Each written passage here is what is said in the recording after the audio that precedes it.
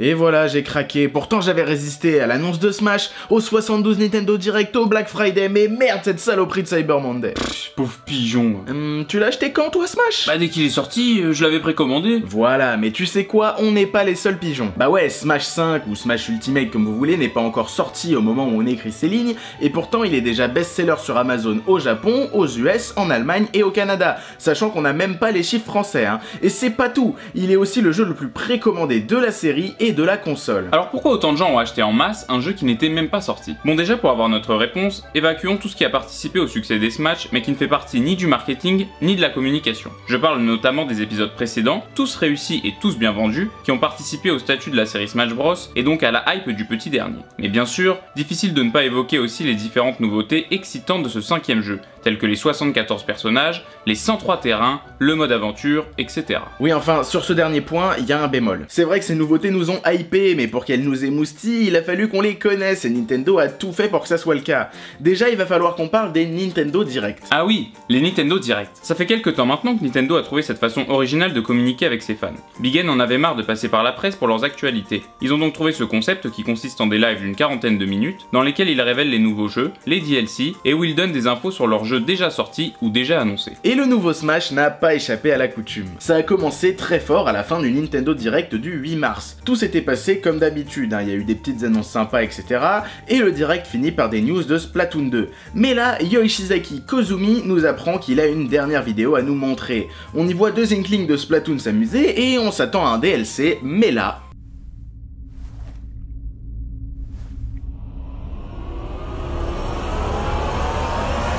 la hype était lancée. Remarquez que Nintendo a annoncé son jeu 9 mois avant sa sortie. 9 mois qui ont été dédiés à faire grandir l'attente dans le cœur des fans. Ça a commencé avec l'annonce déjà, puisqu'en même temps qu'on apprenait le retour de Smash, on comprenait que les Inklings seraient des nouveaux persos jouables, et on pouvait analyser les silhouettes des différents personnages pour essayer de trouver qui allait faire son retour. Pendant toute sa campagne, Nintendo a utilisé ce système qui consiste à ne pas mâcher le travail de ses fans. Il donne quelques éléments de manière à nous exciter, mais derrière c'est à nous de déchiffrer le peu qu'on nous a montré. Vous avez peut-être d'ailleurs remarqué que les vidéos analyses de trailers ont pullulé sur YouTube. Tiens, ici on apprend qu'il y aura Samus et Donkey Kong dans le jeu. Là on voit que Pikachu a une nouvelle attaque et on dirait que Diddy Kong a de nouvelles expressions faciales. C'est assez génial de lâcher les infos au compte-gouttes parce que ça permet au jeu d'exister sur les réseaux sociaux, tout le monde allant de sa théorie sur les nouveaux personnages et partageant ses découvertes faites en regardant les nouveaux trailers. Nintendo est monté de plus en plus en puissance au cours des mois, révélant au fur et à mesure les retours de tous les personnages de la série, puis l'apparition de petits nouveaux, un gros crossover avec Castlevania, le nombre titanesque de maps, etc. Chaque live renommé alors Smash Direct a hypé un peu plus les fans. Néanmoins, quand le dernier est venu, il y a eu un petit coup de frein. Pourtant, il commençait très fort avec 2 nouveaux personnages appréciés,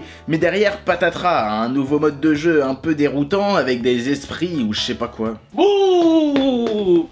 Ah non, pas ce genre d'esprit. Et en plus, c'est le costume de fantôme le plus nul que j'ai jamais vu. Pardon.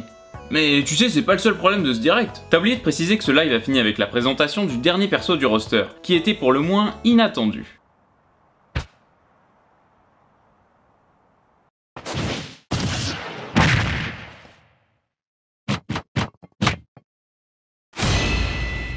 Autant vous dire que les impressions des viewers étaient très clivées, soit on adore, soit on déteste. Mais ce qui est sûr, c'est que dans un climat où tout le monde y va de son petit favori pour une place dans le nouveau Smash, c'est couillu de sortir une pauvre plante en pot en tant que dernier perso. Entre ce perso original et ce mode de jeu incompréhensible, certains joueurs se faisaient du souci. Mais Nintendo a su très vite remonter la pente. Pour ce faire, ils ont invité plein de gens à tester le jeu afin de répandre les bonnes critiques. Bon ça évidemment c'est une technique qui marche que si votre produit est bon, hein, mais là ça a l'air d'être le cas. Nintendo a donc commencé à laisser l'accès à des démos un peu partout lors d'événements jeux vidéo ludiques comme la Paris Games Week par exemple. Moi j'y bossais à la Paris Games Week et ce que je peux te dire c'est que l'engouement pour Smash Bros était fou. Mais des queues longues comme mon bras.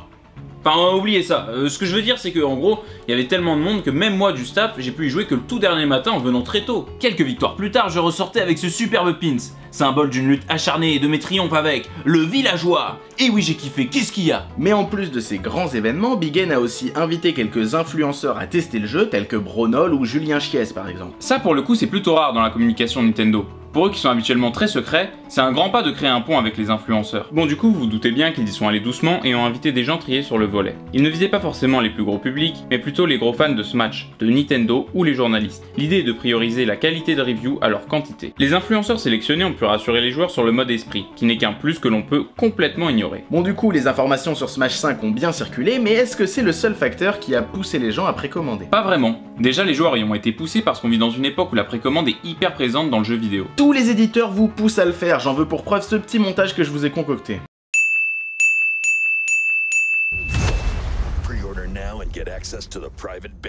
Les joueurs sont habitués à acheter un jeu sans garantie qu'il soit bon, alors dans ce contexte, c'est un petit peu plus facile de les pousser à le faire pour Smash. Mais cette montagne de précommandes est aussi le fruit d'un travail de longue haleine de Nintendo avec sa communauté. Big N entretient les fans de Smash depuis des années. On peut parler notamment des DLC de très grosse qualité sur Smash 4. Cloud, Bayonetta et Ryu, c'était quand même pas de la merde. Mais le jeu était aussi régulièrement mis à jour, et même si on peut se plaindre du manque de détails de néo-fans sur ce qui fait chaque mage, on ne peut pas dire que le jeu n'était pas entretenu. Et puis il y a aussi la scène e-sport de Smash qu'il faut pas négliger. Pendant longtemps, la communauté compétitive de Smash s'entretenait toute seule, et Nintendo venait même lui mettre des bâtons dans les roues, surtout dans celle des joueurs de Melee, l'épisode GameCube de la série. Nintendo essayait de torpiller l'e-sport sur son jeu, de peur que ses joueurs hardcore ternissent l'image familiale de celui-ci. En même temps, difficile de leur donner tort. Regardez ça.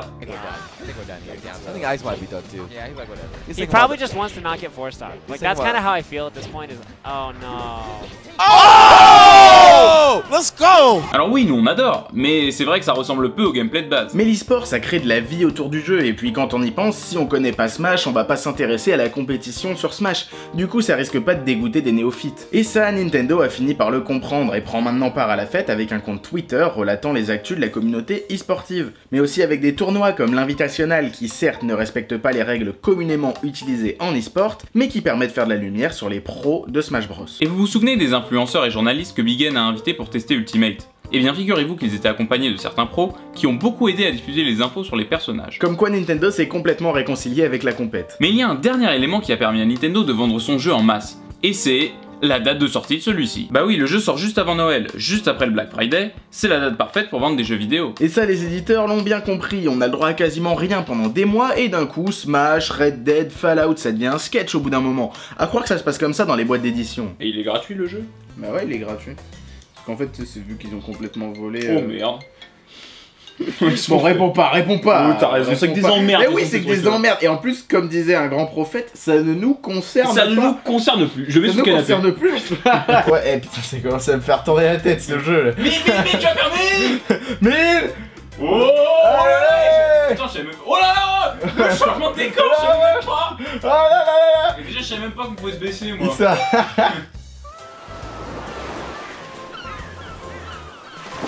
Eh, on a reçu un mail quand même. Ouais. Putain, y'a un mec qui te traite de gros PD.